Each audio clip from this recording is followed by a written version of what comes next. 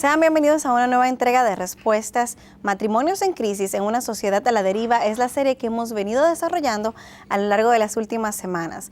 La semana pasada nuestro programa fue Límites dentro del matrimonio y precisamente con este tema terminamos y llegamos a lo que era el adulterio, pero no pudimos desarrollar. En el día de hoy, entonces, vamos a estar hablando específicamente del adulterio. ¿Cómo estás, Miguel? Muy bien, Elaine. Yo creo que esto es un tema bien controversial, no es la palabra. Yo creo que es un tema bien del día de hoy, que está en el tapete, que ha sido ampliamente aceptado, aunque es ampliamente rechazado en la palabra de Dios. Así es, y hemos titulado el programa de hoy, el adulterio, una epidemia en nuestros días, precisamente por lo que tú estás hablando, porque definitivamente es un camino, si tomamos en cuenta lo que hablábamos la semana pasada sobre los límites dentro del matrimonio y los guardamos, entonces vamos a cuidarnos de no caer entonces en lo que viene a ser el adulterio. Así es, yo creo que la prohibición del adulterio es algo que nosotros tenemos que entender su importancia cuando vemos que Dios le da a la nación de Israel 10 mandamientos y dentro de ellos ya había uno, el séptimo mandamiento de la ley de Dios, que prohibía el adulterio. Yo creo que eso por sí solo ya debe decirnos algo vio Dios aquí que es vital en lo que es la estabilidad de la sociedad. Y hoy en día mucha gente toma el adulterio como algo ligero, y yo no creo que debiéramos hacer del adulterio algo ligero. Ciertamente todo pecado es contra Dios, pero no todo pecado es igual. Hay pecado de mayores consecuencias que otros, por un lado. Y por otro lado, otros han hecho del adulterio el pecado imperdonable, lo cual es otro extremo que tampoco es bíblico, porque todo pecado en Cristo bajo la cruz tiene redención potencialmente. Entonces, lo que yo creo que debemos hacer precisamente es poder analizar a la luz de la Biblia, qué es lo que la palabra de Dios dice, cuáles son las implicaciones, las consecuencias y por qué a la luz de la palabra Dios consideró este pecado de tanto peso, que es lo que muchos desconocen. Múltiples estudios han revelado ciertas estadísticas y quería compartirlas contigo para que veamos cuál es la situación actual que vivimos en el día de hoy. Matrimonios que terminan en divorcio en Estados Unidos alrededor de un 50%. Hay matrimonios donde uno o ambos esposos admitieron haber sido infieles física o emocionalmente, un 40%. Hombres que admitieron haber sido infieles en alguna relación que tuvieron en el pasado, no necesariamente en la que están actualmente, un 50%, Miguel. Mujeres que admitieron haber sido infieles en alguna relación que tuvieron, alrededor de un 55%.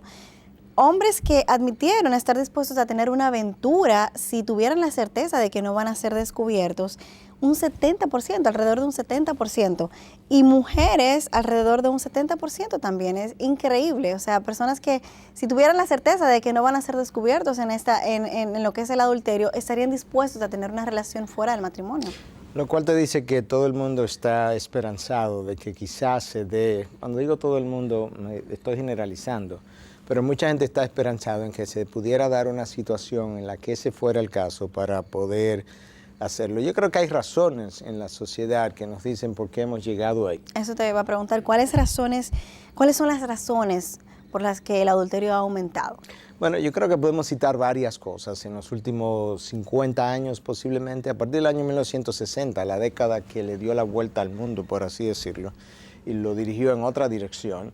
En la década de 60 fue la época de los hippies, la de las drogas, y ahí donde todo el mundo comenzó a hablar de que todo lo que necesitamos es amor solamente y demás. Pero para el 70, la década del 70 fue declarada la década de la revolución sexual en Estados Unidos. La introducción de la pastilla anticonceptiva y la introducción del aborto hicieron que las mujeres comenzaran a liberalizarse en el uso de su sexualidad. Eso trajo como consecuencia a la liberación femenina, que no es simplemente sexual. La liberación femenina es todo un movimiento feminista rebelde que hemos visto en la sociedad.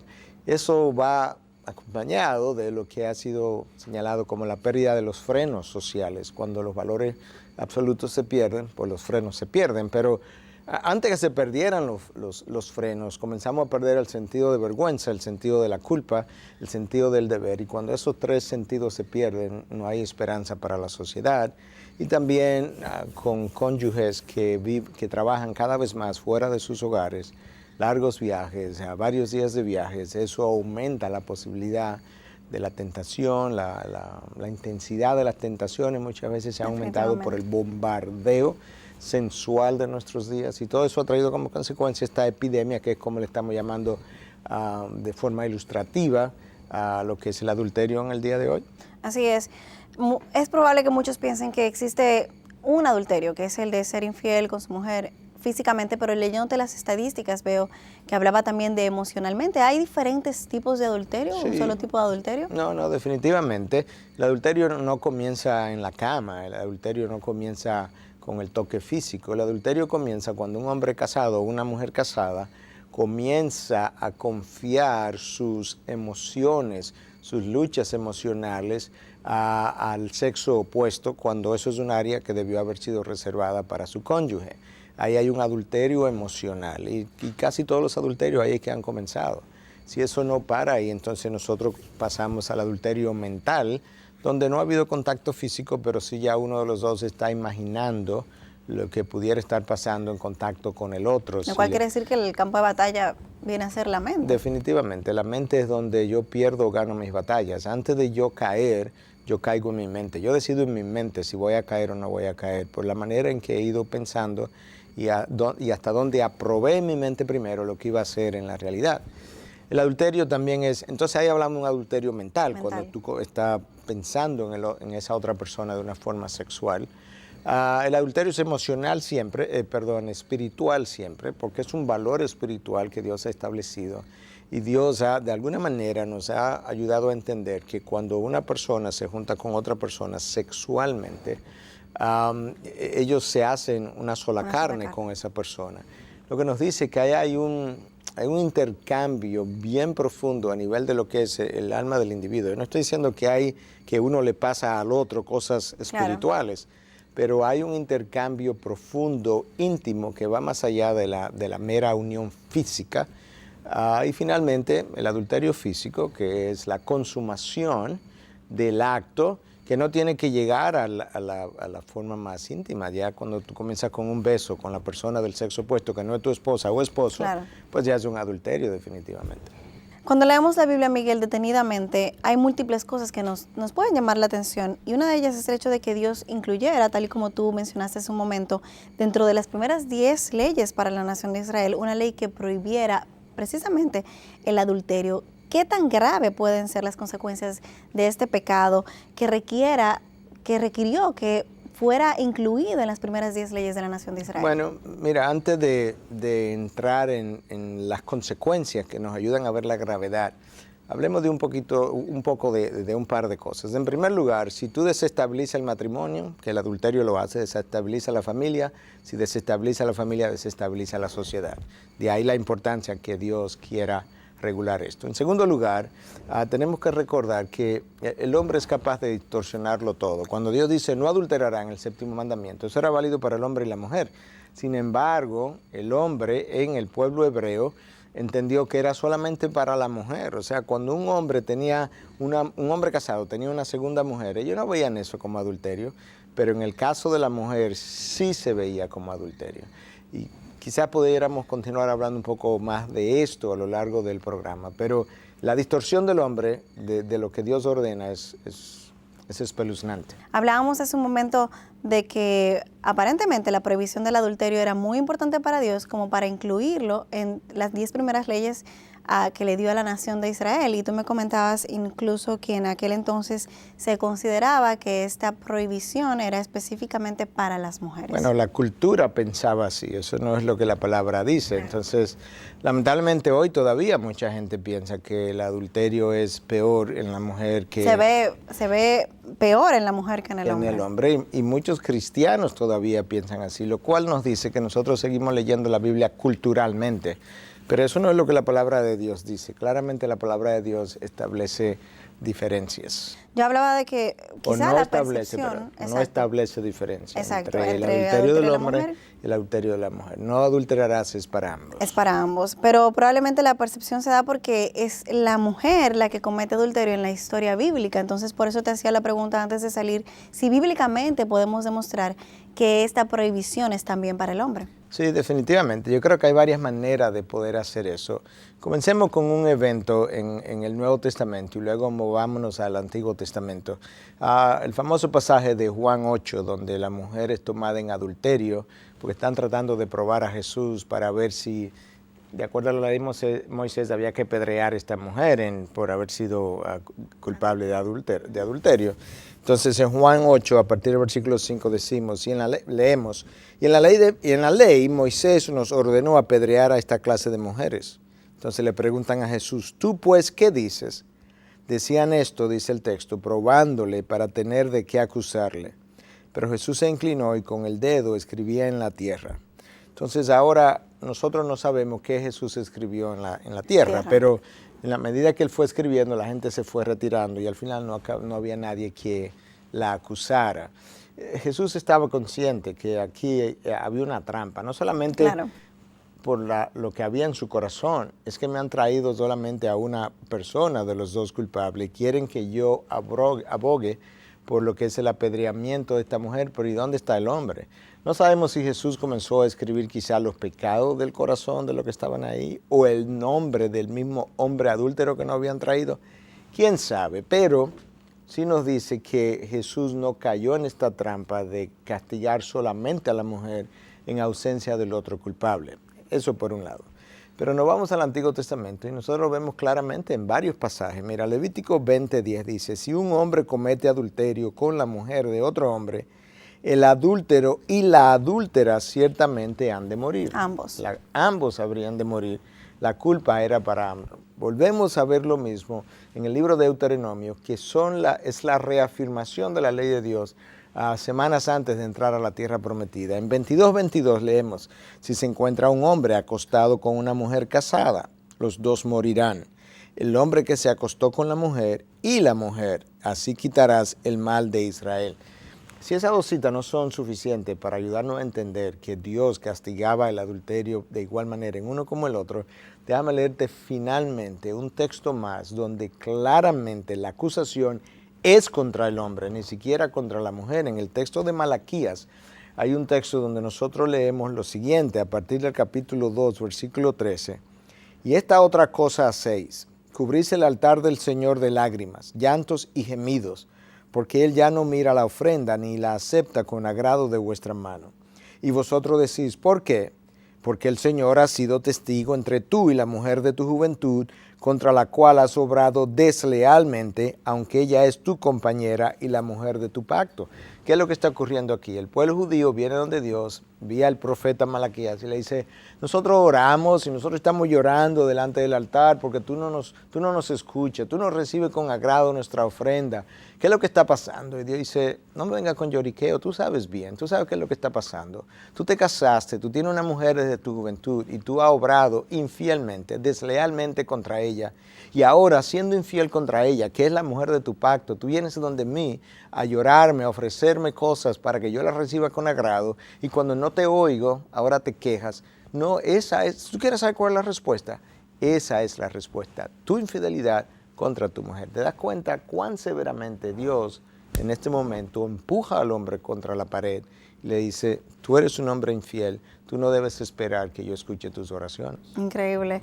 Miguel, hay personas que entienden que Dios no hace distinción entre un pecado y otro, sino que piensan que es lo mismo cometer una mentira que cometer adulterio, por ejemplo. ¿Hay un pecado más grave que otro ante los ojos de Dios? Definitivamente, tú lo puedes ver de múltiples maneras. No todos los pecados en el Antiguo Testamento llevaban a la muerte. Ya eso te da una idea de que no todos los pecados tenían las mismas implicaciones. Si yo te digo, Elaine, antes de entrar al adulterio, que yo llegué aquí esta mañana a las 7 de la mañana, eso es una mentira.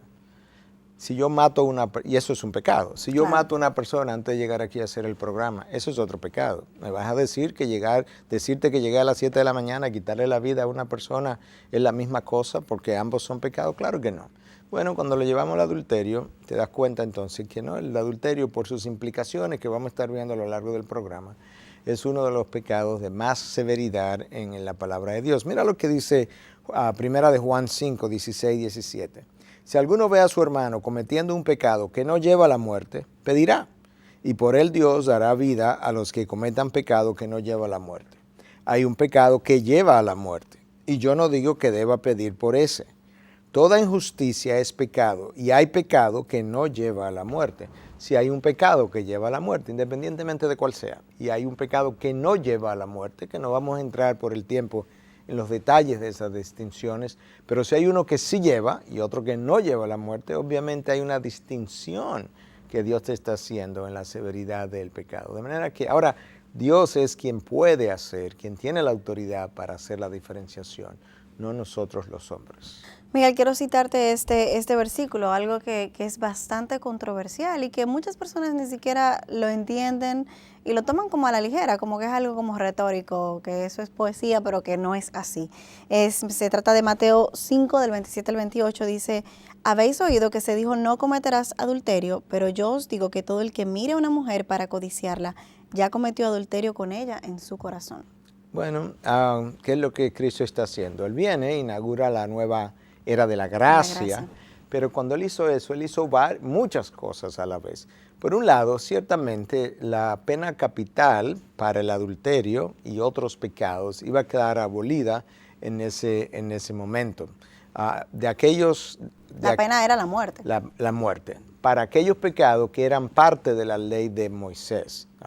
Porque, bueno, no voy a entrar en el detalle, pero en Génesis 9:6, donde Dios dice que el que le quite la vida a alguien, su sangre también será derramada, eso es anterior a la ley de Moisés y por tanto no me estoy refiriendo a eso.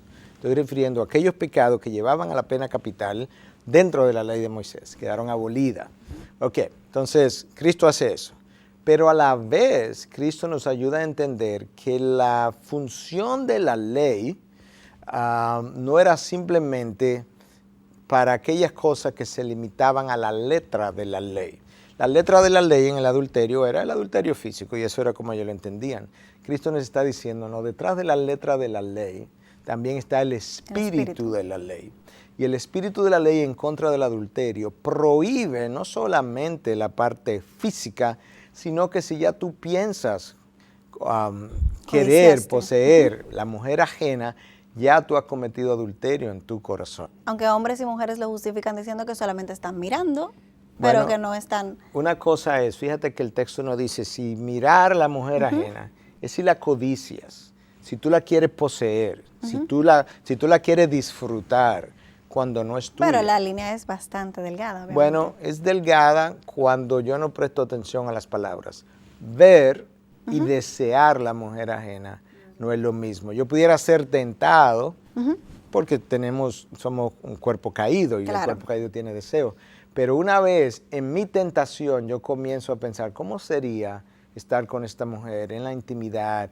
Ya yo la estoy deseando. Y Cristo dice, eso es adulterio. Miguel, te comentaba acerca de Mateo 5:28, hablábamos de que ya el que codicia a una mujer en su mente ya ha cometido adulterio y te decía que ahí próximo en el versículo 29 Cristo dice también: y si tu ojo derecho te es ocasión de pecar, arráncalo y échalo de ti, porque te es mejor que se pierda uno de tus miembros y no que todo tu cuerpo sea arrojado al infierno. Y si tu mano derecha te es ocasión de pecar, córtala y échala de ti, porque te es mejor que se pierda uno de tus miembros y no que todo tu cuerpo se vaya al infierno. Me gustaría que nos explicaras este pasaje. Bueno, una hipérbole es una figura del habla y representa una exageración, pero no es una mentira, porque es una exageración hecha a propósito con la intención de enfatizar algo. El que me está escuchando sabe en el contexto que yo no estoy tratando de decirle exactamente lo que la exageración implica, que en este caso llevaría a sacarte el ojo. Ellos sabían que Cristo no estaba hablando de eso. Lo que sí Cristo estaba haciendo es enfatizando el hecho de que con la tentación, con el pecado, tú no puedes jugar. Tú necesitas ser radical y lo que tienes que hacer es extirpar de tu vida la tentación antes de caer. De ahí lo de cortar la mano derecha o de sacar el ojo. Es la ilustración de que necesitas extirpar de forma radical, como se extirpa un cáncer, aquello que te está tentando y que te puede llevar a caer. Eso es simplemente la intención de Cristo en este pasaje. Me gustaría, porque te hice la pregunta anteriormente, pero no hemos hablado detalladamente del por qué. ¿Fue entonces la prohibición del adulterio incluida entre las 10 leyes, las 10 primeras leyes de la nación? Bueno, mira, decía hace un rato que si tú desestabilizas el matrimonio, desestabiliza la familia, y la familia es la unidad más pequeña de la sociedad que existe. Familias inestables desestabilizan la sociedad. Eso sería la razón para comenzar, porque Dios entiende que una sociedad estable necesita matrimonios estables. Pero veamos ahora la severidad de este pecado a la luz de la ley de Dios. Cada uno de nosotros fue concebido con la imagen de Dios impresa en nosotros. De manera que cuando yo cometo adulterio, yo violo la santidad de la imagen de Dios en mí y violo la santidad de la imagen de Dios en el otro. De manera que, de cierto modo, yo estoy violando el primer y segundo mandamiento de la ley de Dios, que están destinados a proteger la santidad del ser Dios que Él es. Estoy violando su santidad. Quizá no en el mismo sentido en que el primer y segundo mandamiento lo mandan, pero sí en el sentido de que la intención del primer y segundo mandamiento de la ley de Dios es darnos a entender que no hay ningún otro Dios que no sea Él, que no sea el Dios de la Biblia. Y en segundo lugar, yo no debiera postrarme ante ningún otro Dios, porque ese Dios es santo. La protección de esa santidad. Entonces eso queda violado en el acto del adulterio por las razones que acabamos de hablar. Mira cómo Pablo dice en 1 Corintios 6, 18 y 20, para el cristiano: huid de la fornicación. Cualquier otro pecado que el hombre cometa está fuera del cuerpo, pero el que fornica contra su propio cuerpo peca. ¿O ignoráis que vuestro cuerpo es templo del Espíritu Santo, el cual está en vosotros, el cual habéis recibido de Dios, y que sois vuestros, y que no sois vuestros, pues habéis sido comprados por precio? Glorificad pues a Dios en vuestro cuerpo y en vuestro espíritu, los cuales son de Dios. Hay un llamado a que yo entienda que el templo del Espíritu Santo es mi cuerpo cuando yo soy cristiano, porque el Espíritu Santo vive dentro de mí. Estoy violando esa santidad entonces. De ahí que el apóstol Pablo en Efesios 5:3 nos llama que la inmoralidad y la impureza ni siquiera se nombre entre los creyentes, que no sea algo, no que se cometa o se viole, no, que ni se nombre, porque vosotros sois templo del Espíritu. Entonces tenemos esa violación. En segundo lugar, el matrimonio, como Dios lo ve, es algo tan sagrado que en el hebreo la palabra es ketuchim. En ketuchim, quizá no sea la pronunciación exacta en el hebreo, pero es una palabra que implica consagración, que implica, consagración en sí ya nos dice que es algo que es separado para Dios.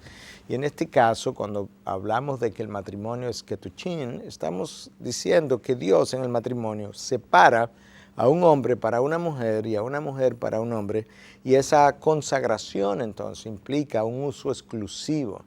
En la mente de Dios, la consagración que Él hace del hombre y la mujer y la santificación en el momento en que los une es para uso exclusivo del uno y del otro. Por tanto, en la mente de Dios nunca existió la posibilidad de deshacer esa unión. También en el matrimonio podríamos decir que hay una violación a los votos de fidelidad pronunciados en el día de ese matrimonio. De la boda, claro, definitivamente. Es una violación de esa verdad, del voto que tú has dado. Y si tú has pronunciado algo con lo que tú te has comprometido y luego tú violas eso, pues eso también incluye una falta grave.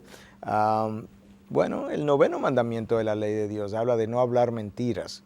Bueno, si tú das un voto y luego tú violas el voto, tú hablaste mentira, tú estás negando la verdad que afirmaste. Mira lo que Dios dice con relación a los votos en Deuteronomio 23, 21. Cuando hagas un voto al Señor tu Dios, no tardarás en pagarlo, porque el Señor tu Dios ciertamente te lo reclamará y sería pecado en ti. Cuando tú haces ese voto, la seriedad de ese voto es porque Dios es el testigo universal a todo voto. Entonces, ese voto, cuando lo violas, representa una violación del tercer mandamiento de la ley de Dios, que dice que no debemos tomar el nombre de Dios en vano. Entonces, te das cuenta que lo cual representa entonces una deslealtad. Exacto. Entonces, pecado que viola el séptimo mandamiento de la ley de Dios, el adulterio, viola múltiples mandamientos de esa misma ley a la vez. Así es, ya hablaste del tercero, pero entonces también podríamos mencionar lo que es el octavo, que dice que no robarás. Exacto, porque cuando tú cometes adulterio con una mujer de tu prójimo, de alguien que no que no, o sea, no es tu cónyuge con quien tú estás teniendo esta relación, tú le estás quitando a alguien que le pertenece a otro hombre. Y la ley de Dios protege precisamente contra lo que es el robo. Es una manera de verlo, porque la palabra de Dios me dice que no debo quitarle a otro lo que es suyo, y el cuerpo mío le pertenece a mi esposa, el cuerpo de mi esposa me pertenece a mí. La palabra de Dios afirma eso. Mira como lo dice en primera de Corintios 7:4. La mujer no tiene autoridad sobre su propio cuerpo, sino el marido. Y asimismo el marido no tiene autoridad sobre su propio cuerpo, sino la mujer. Cuando cometes adulterio te está apropiando de un cuerpo que le pertenece realmente a otro hombre. Viola el quinto mandamiento de la ley de Dios, por Dios, porque la palabra de Dios nos dice honra a padre y madre. Esa no es manera de honrar a mi padre y a mi madre, que la mayoría de las veces han estado presentes en mi boda, delante de quien yo juré, y quienes se sienten avergonzados, sobre todo los padres, ¿verdad?, de antaño, porque hoy en día los padres se han modernizado tanto que a algunos de los padres más jóvenes tampoco les significa gran cosa eso, pero en el mejor contexto, los padres son violados también en lo que es el respeto a ellos, de manera que viola el quinto mandamiento de la ley de Dios. Ciertamente, Miguel, el adulterio no solamente viola la prohibición del adulterio en sí, sino que viola múltiples mandamientos. ¿Qué te parece si antes de irnos a la pausa hacemos un resumen de cuáles mandamientos violamos a través de cometer el adulterio? Bueno, en primer lugar, violamos el tercer mandamiento de la ley de Dios, que nos recuerda que debemos proteger su nombre. Y cuando yo juro algo y luego lo violo, yo he tomado el nombre de Dios en vano. Y por tanto, ahí hay una violación al tercer mandamiento. Dijimos que violaba el quinto mandamiento, que nos manda a honrar padre y madre. Y esa no es una forma honrosa de comportarnos. Y nuestros padres se avergüenzan cuando cometemos adulterio, y que muchas veces termina con las consecuencias que termina. Decía que aún el sexto pudiéramos de soslayo mencionar, porque el sexto mandamiento de la ley de Dios dice, no matarás, pero la razón es una, para proteger la imagen de Dios en el hombre, porque a imagen de Dios hizo Dios al hombre, dice Génesis 9:6. Cuando yo cometo adulterio, yo no he respetado la imagen de Dios ni en mí ni en la otra persona. De manera que el sexto mandamiento, en el espíritu de la ley, es violada. El séptimo mandamiento, que es literalmente no cometerás adulterio, pues obviamente lo estoy violando. El octavo mandamiento me manda a no robar lo que es de otro, y ese cuerpo con el que yo he estado le pertenece al esposo o a la esposa, dependiendo del caso. El noveno mandamiento también es violado, que es el mandamiento destinado a no mentir, y nosotros sabemos cuántas veces hay que mentir durante las relaciones de adulterio, precisamente para poder mantenerlo oculto. Y el esfuerzo mismo de mantenerlo oculto es una mentira. Claro. Y finalmente, de forma clara, viola el décimo mandamiento de la ley de Dios. Escucha lo que dice: no codiciarás la casa de tu prójimo, no codiciarás la mujer de tu prójimo, ni su siervo, ni su sierva, ni su buey, ni su asno, ni nada que sea de tu prójimo. Pero específicamente dice, ni la mujer de tu prójimo. Cuando la codicias y la deseas, aún antes de cometer el acto físico, ya violaste el décimo mandamiento de la ley de Dios. Eso hace este pecado sumamente serio y pesado. Miguel, sé que en la Biblia, a través de las historias de la Biblia, hay una como la de un David que cometió adulterio con Betsabé, pero hay un José que resistió la tentación, y me gustaría que habláramos de su historia como ejemplo y de qué vino a hacer la diferencia en la vida de José. Bueno, ciertamente, mira, yo creo que la palabra de Dios nos dice que tú puedes resumir toda la ley y los profetas en dos mandamientos: amarás a Dios con todo tu corazón, toda tu alma y toda tu mente, y amarás al prójimo como a ti mismo. Con cualquiera de esas dos cosas, tú terminas no cometiendo adulterio. Si tú amas a Dios con toda tu alma y mente, no vas a querer violar su ley. Pero si amas a tu prójimo, no vas a querer cometer adulterio, no vas a querer atropellar la imagen de Dios en ese prójimo. Mira la historia de José, déjame leerla y luego comentarla rápidamente. Sucedió después de estas cosas que la mujer de su amo miró a José con deseo y le dijo: acuéstate conmigo. Pero él rehusó y dijo a la mujer de su amo: estando yo aquí, mi amo no se preocupa de nada en la casa, y ha puesto en mi mano todo lo que posee. No hay nadie más grande que yo en esta casa, y nada me ha rehusado excepto a ti, pues tú eres su mujer. ¿Cómo entonces iba yo a hacer esta gran maldad y pecar contra Dios? Y ahí insistía José día tras día, pero él no accedió a acostarse con ella o a estar con ella. Nota cómo José es tentado por la mujer de su amo, y él no cede a la tentación, pero le dice que no puede ceder a la tentación. En primer lugar, yo no puedo hacer eso contra ti, pero obviamente a ella no le importaba porque ella lo estaba seduciendo, invitándolo. En segundo lugar, yo no puedo hacer eso contra mi amo, él me ha puesto todo a la mano y lo único que me ha rehusado eres tú. De manera que si hay una sola cosa que él me ha rehusado es porque tú eres su mujer, ¿cómo yo voy a hacer eso contra él? Pero en último caso, aun si ella hubiese dicho, bueno, que tu amo, que mi esposo no está aquí, él se ha ido de viaje, que fue el caso, le dice, no, ¿cómo yo voy a hacer eso contra Dios? Todavía, si todo se va, si nadie me ve, que era el deseo que tú expresabas, que mucha gente decía, 70% de los hombres, 70% de las mujeres hoy en día decía, si yo no fuera a ser encontrado en Estados Unidos, ¿verdad? Yo me atrevería a tener ese adulterio. José dice, no, porque hay un Dios que te ve y yo eso no se lo puedo hacer a Dios, pero Él te va a juzgar también. Entonces nos da una idea de cómo José manejó esto de una manera muy diferente a como David lo manejó. Sin lugar a dudas, Miguel, el adulterio tiene consecuencias devastadoras, no solamente para la persona que lo comete, pero para quienes están a su alrededor. Tú hablabas muy bien de la vergüenza de los padres, pero también destruye familia, arruina carreras y deja una estela de destrucción y de dolor a su paso, que yo me imagino que solamente el legado potencial de dolor que deja sería suficiente para que la persona piense dos veces antes de caer en adulterio. Claro, bueno, piénsalo de esta manera. Hay una pareja casada y yo voy a cometer adulterio contra la mujer de esa pareja. Yo estoy hiriendo la imagen de Dios en ella, pero eventualmente todo sale a la luz. Claro. Dios lo trae a la luz. Yo voy a herir su reputación, yo estoy hiriendo su memoria porque estas cosas van a quedar fijas y van a doler por un tiempo. No necesariamente que ella vaya a continuar deseándome, pero ella va a recordar las consecuencias que vinieron después producto de esto. Estoy hiriendo su espíritu, su corazón, estoy hiriendo su familia, estoy hiriendo su esposo, estoy hiriendo sus hijos. Pero luego regreso a mí, herí a mi esposa y vuelvo y hago el mismo ejercicio. Herí su memoria, herí su corazón, herí su mente. Si tenemos hijos, herimos a los hijos, herimos la reputación de nuevo. Es desastroso lo que esto pudiera hacer. Eso no convierte el pecado del adulterio en pecado imperdonable. Lo que sí nos dice es que antes de yo cometerlo, que yo piense bien qué es lo que estoy haciendo, porque estoy violando una ley que trae consecuencias monumentales a más de una vida. Y definitivamente va a afectar a lo largo del tiempo, porque no es algo que se olvida de hoy para mañana, sino que es algo que toma tiempo sanar y tal y como tú dices, como quiera, uno queda marcado. Claro, y desestabiliza a la familia, que como ya dijimos, es la unidad de la sociedad, la unidad más pequeña de la sociedad. Familia inestable, sociedad inestable. Exactamente ahí estamos hoy.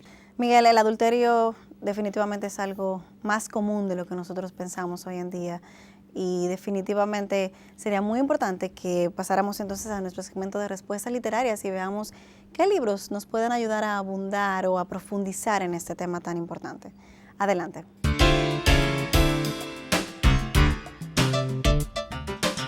Miguel, ¿qué recomendación bibliográfica nos traes en el día de hoy que podamos relacionar con este tema de adulterio?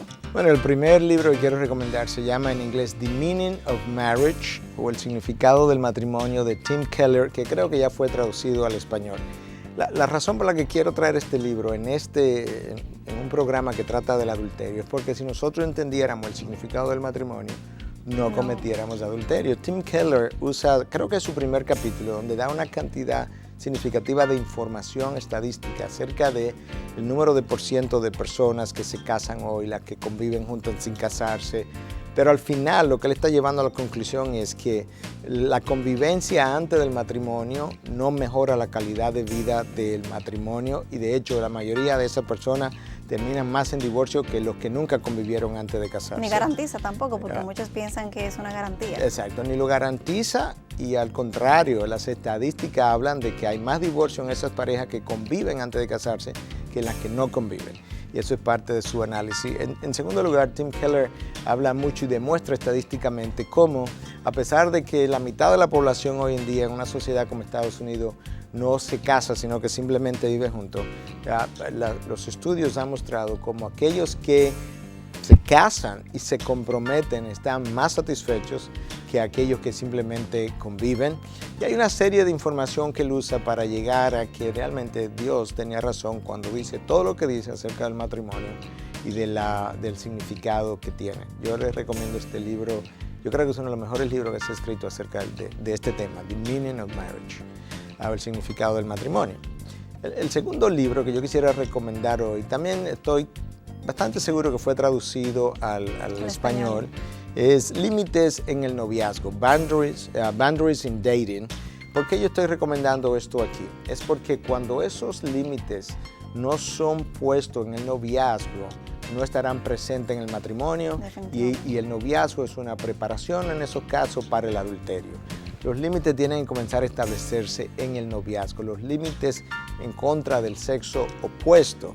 Todo lo que dijimos acerca de los límites que debiéramos observar en un matrimonio deben observarse en el noviazgo, porque yo tengo una relación de fidelidad con una persona con quien no me he casado, pero se supone que le soy fiel y viceversa. Y si yo no quiero violentar eso, necesito límites. Cuando no lo observo, tampoco lo voy a observar después de casar. De manera que esa es la razón de este Henry Cloud and John Townsend que hemos recomendado en otras ocasiones.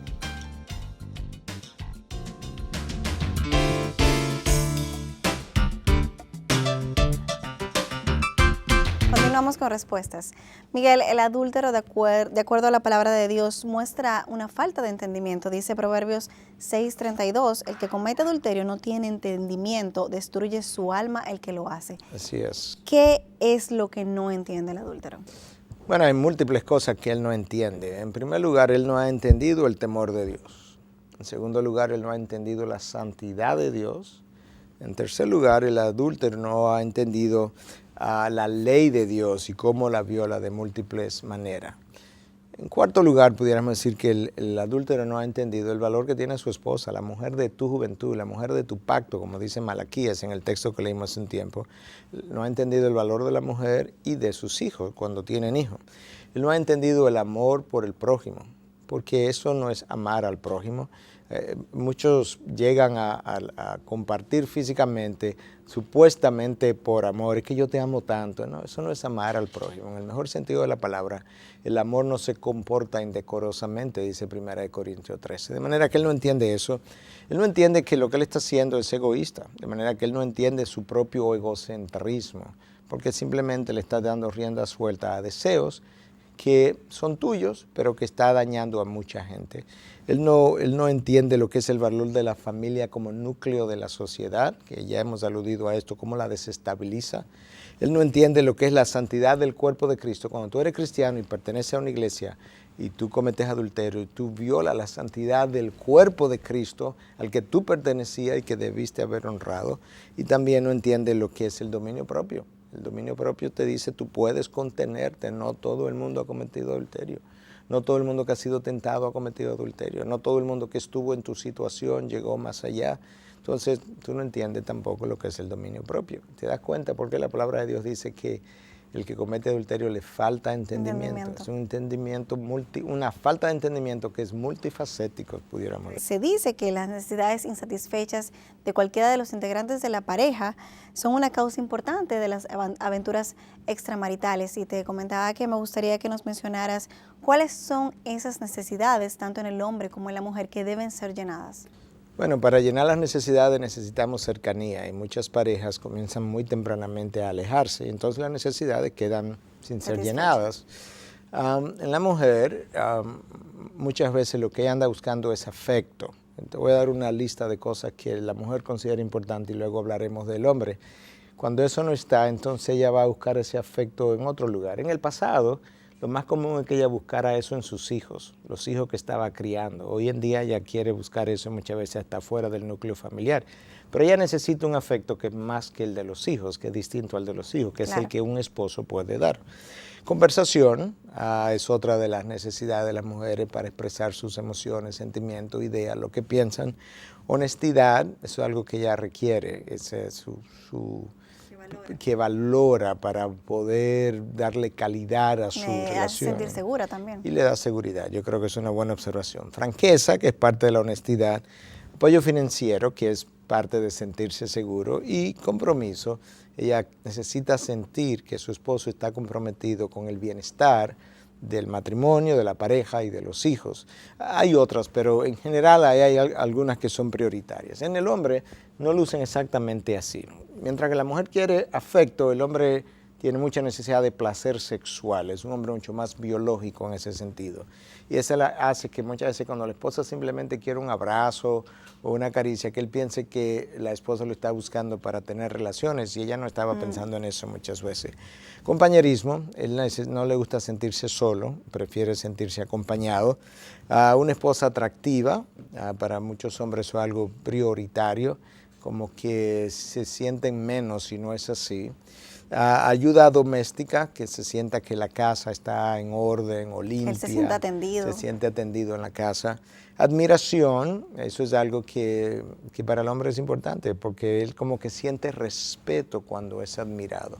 Y respeto es la otra necesidad que viene de la mano con admiración. La manera como él se siente respetado no es exactamente la manera como la mujer se siente respetada. Muchas veces la ayuda que el hombre provee o no provee, cuando no provee una ayuda en la casa con los muchachos o a veces hasta con la organización de la casa, cuando ella está muy atareada, ella lo siente como un irrespeto, ni me respeta porque me ve tan atareada. El hombre no piensa así, él cuando se siente admirado se siente respetado, cuando no se siente admirado se siente irrespetado. Esos son deseos caídos que pueden ser modificados por la obra de Cristo en nosotros, pero eso es como lucen en su forma más cruda o menos trabajada. Aunque deberíamos decir que la falta de uno de estas necesidades o la insatisfacción de una de estas necesidades no es una luz verde para cometer adulterio. No, obviamente influye. Claro. Son de las cosas que crean como el ambiente, pero no es solamente no es ni una luz amarilla, yo diría, claro, para el adulterio. No es algo, no es nada para el adulterio, es simplemente lo que nuestra humanidad caída va creando el terreno para nosotros luego racionalizar y justificar por qué hicimos lo que hicimos. Claro. Pero delante de Dios no tenía justificación en ningún momento. A nivel práctico, ¿qué señales de advertencia podemos tomar en consideración para entonces no caer, Miguel? Bueno, yo creo que hay múltiples señales. De hecho, en el programa anterior acerca de límites hablamos de algunas de esas señales que teníamos que tener en cuenta para mantener esos límites. Pero yo creo que cuando tú comienzas a relacionarse con el sexo opuesto, y cualquier otra persona, suponte que sea un hombre, comienza a relacionarse con una mujer, y cualquier otra figura masculina la siente a nivel emocional como una amenaza a su amistad con ella, ya hay un problema, porque eso no debiera estar ocurriendo. Claro.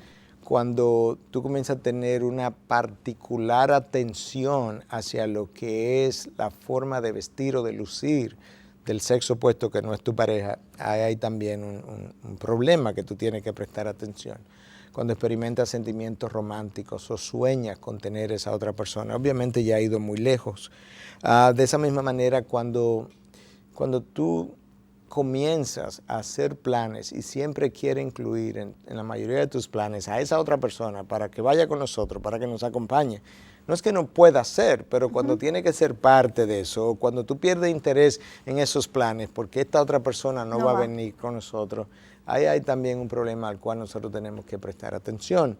Cuando la familiaridad que yo exhibo hacia el sexo opuesto es tal y la intimidad que otros que están alrededor como que se lo encuentran, se sienten incómodos ante tanta intimidad y familiaridad, eso debiera ser una señal de alarma, de que tú sabes que tú como que estás pasando la raya, o ya la pasaste hace mucho tiempo, hasta el punto, la has pasado tanto y está tan aceptado entre ambos que ya ni siquiera le importa alrededor de los demás.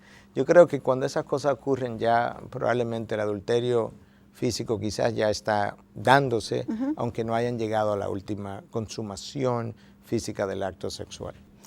Miguel, vamos a hacer una pausa entonces ahora para conocer cuáles son las preguntas que tiene nuestra audiencia en el día de hoy con relación a este tema que es tan práctico y tan común lamentablemente en nuestros días. Adelante.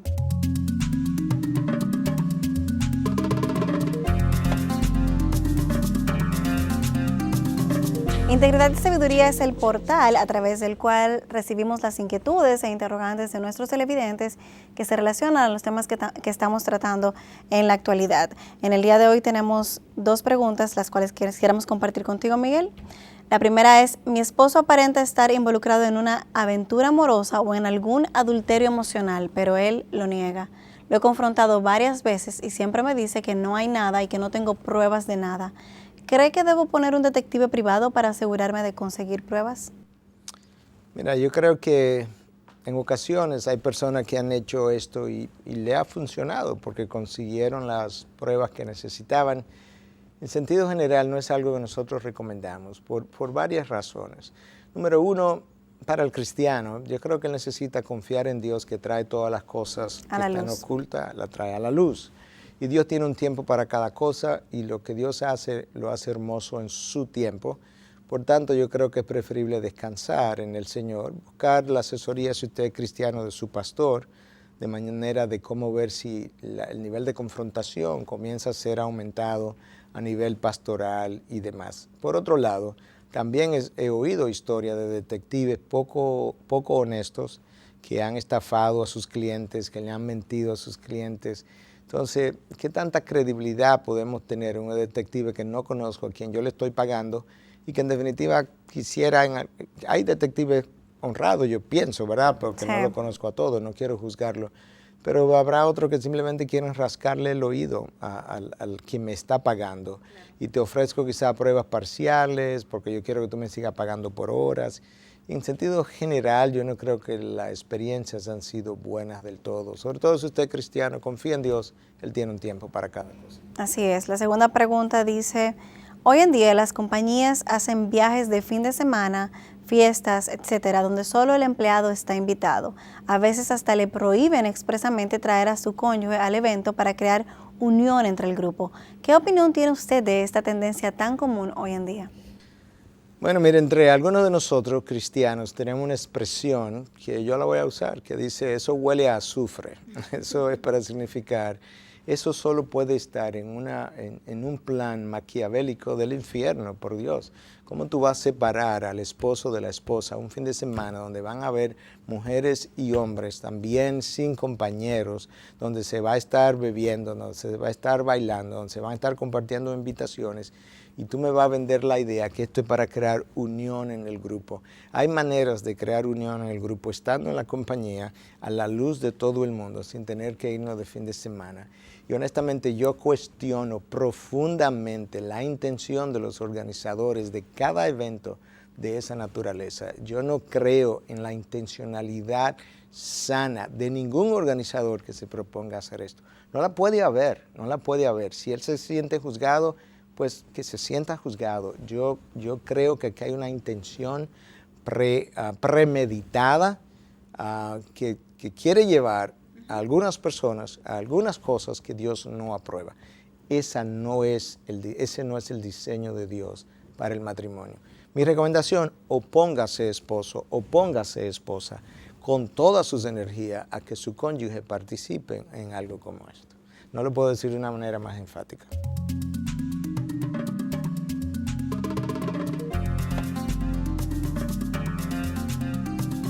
Miguel, el adulterio, una epidemia en nuestros días, es el tema que tratamos en el día de hoy. ¿Cómo nos despides? Bueno, hay varias cosas que quisiera decir. En primer lugar, una vez más, no es el pecado imperdonable.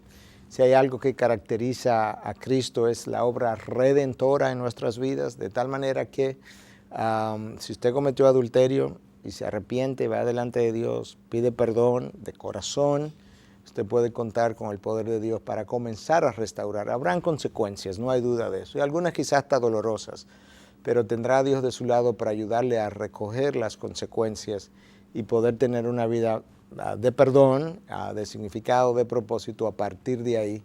De manera que eso es lo primero. En segundo lugar, si usted está si usted está siendo tentado y no ha caído, considere la severidad de todas estas consecuencias antes de usted proseguir en la dirección en la que va caminando.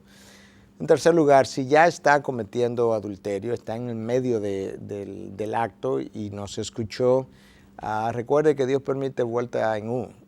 Devuélvase, haga un alto, pida perdón, busque a alguien, un consejero, un pastor que le pueda ayudar a hacer la confesión que le toca hacer, pedir perdón a su esposa, a sus hijos, y muchas veces incluso tener que ir a pedir perdón a la persona con quien estaba adulterando.